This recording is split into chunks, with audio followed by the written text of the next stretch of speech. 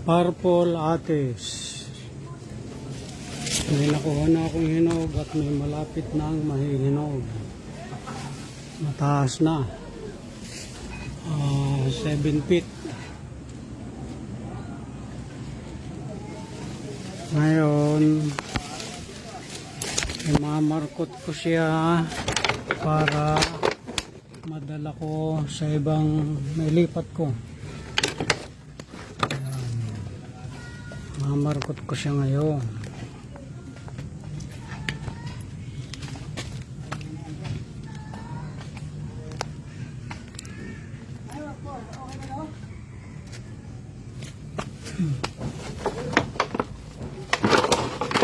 Ito ang pangmarkot ko.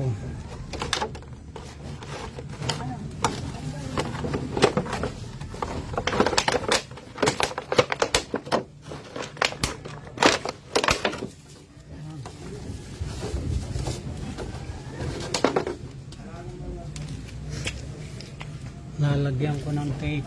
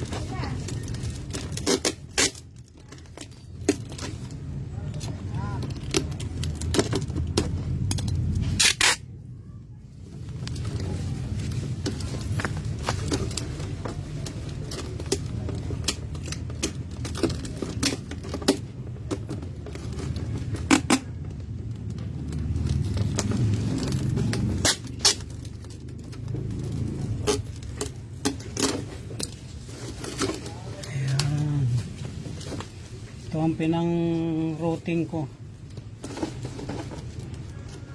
Lalagyan na natin ngayon ang lupa.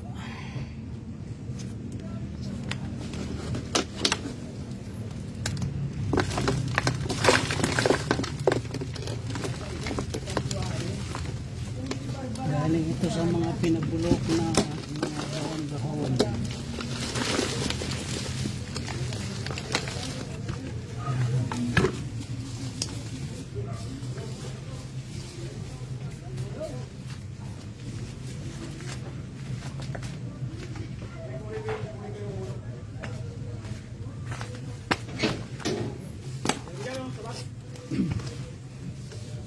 Dagdagan ko na lang.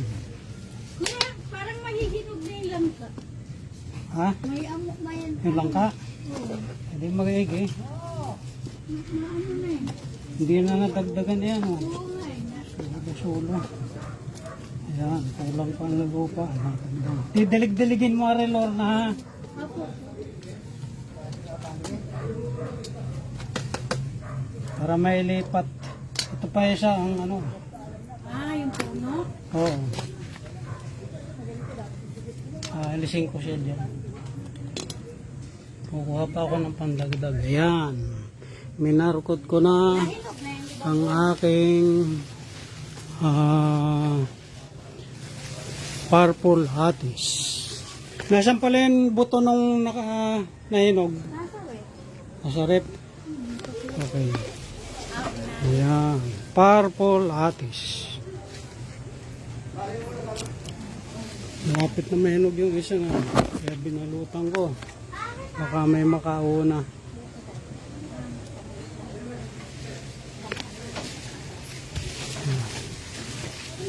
Ito, purple hatis din. Sila ay galing dito. Marami na akong nakuhang hinog dito. Pero pinutulan siya. Then yan, sumibol ulit. So may bulole. Magbubunga na ulit yan. Purple hatis. Ayan, yung isa ko pang puno. May bunga. Yung mga markot ko pa rin yan.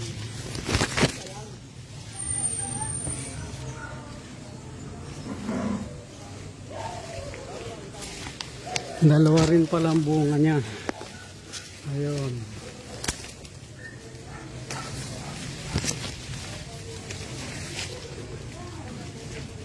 Dikit-dikit na kasi kaya kukunin ko sila at ililipat. Oh, meron pa pala doon, no? Ayun. Purple hatis pa rin. Saka ayan. Wow. Ang naglak mo. Nahihinog na rin ito pa. Mga purple hatis. Mga nalaglag na buto yan kasi kaya dikit-dikit sila. Nagsitubuan di. Napabayaan ko kaya dikit-dikit.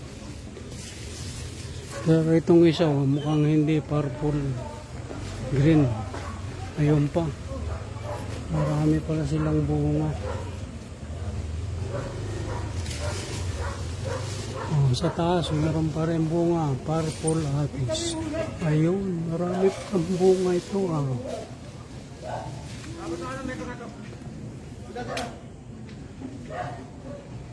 Ayan. At saka ayun. Ayun pa. Wow, galing. Marami palang bunga itong hatis dito. Purple hatis. Meron ding green. Ayan na. Dagdagan ko na lang ng lupa at didiligin. Kuha muna ako ng lupa ulit.